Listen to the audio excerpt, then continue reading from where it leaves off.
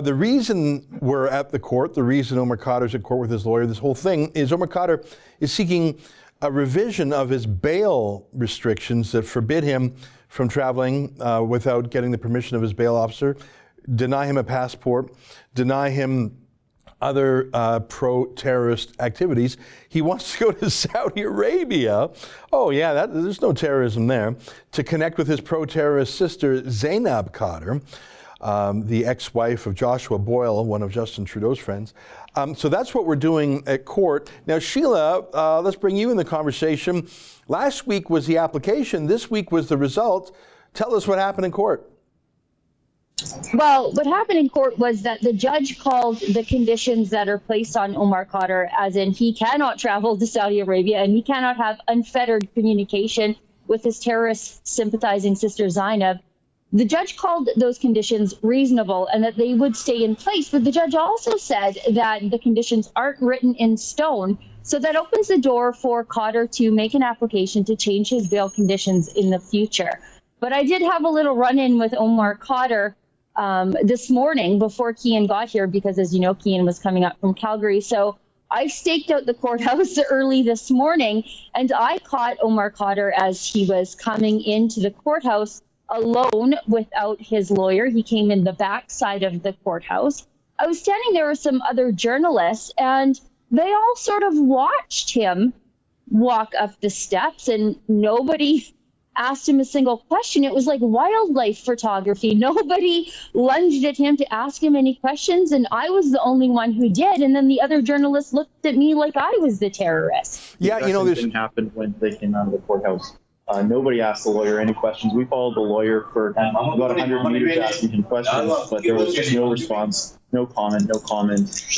They just weren't in the mood to talk to the media, and the media was letting them get away with it. Well, that's the thing. There's two things going on there in my view. First is last week, and in every press conference that this terrorist has had, his lawyers have said, here's the rules.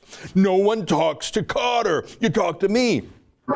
Yeah, there's no rules. It's a free country. We don't follow instructions. We're not in Pakistan or Afghanistan, but the media are compliant because they want to be on the good side of Omar Khadr. And what would they ask him anyways, other than, you're dreamy. What's it like to be so dreamy? So this is the perfect anecdote that proves that you just can't trust the mainstream media. I mean, Omar Khadr, I compare him to Paul Bernardo in terms of the cruelty, the way he luxuriated in the murder, the way he is completely unrepentant. If Paul Bernardo were to walk in or out of a court and his lawyer said, don't ask him any questions, the media would laugh and lunge at him with 1,000 questions, but our obedient media party will comply. I think we have a clip of your encounter, Sheila.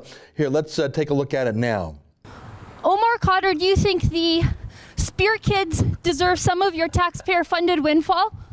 Omar Khadr, do you think the Spear Kids deserve some of the money the Canadian taxpayers gave you?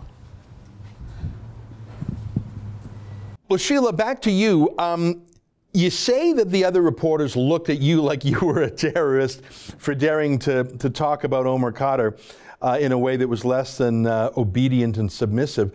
How many reporters were there? How many other journalists were there? Do you know the media outlets they were with?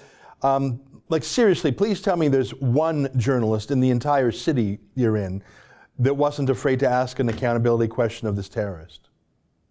No, there's about 5 journalists, and they had with them their videographers, and they stood there silently as Omar Khadr walked by. They were simply just collecting B-roll like he was a moose walking through the forest.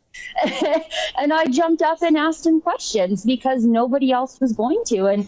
And I wanted to know if he thought the Spear Kids deserved some of the money the Canadian taxpayers have given him. And, you know, he completely ignored me as though my question was absolutely ridiculous. That's an excerpt from my daily show, the Ezra Levant Show, weekdays at 8 p.m. Eastern. Every day I do a monologue, interview a guest, and read my fan mail and my hate mail. To subscribe, go to therebel.media/shows.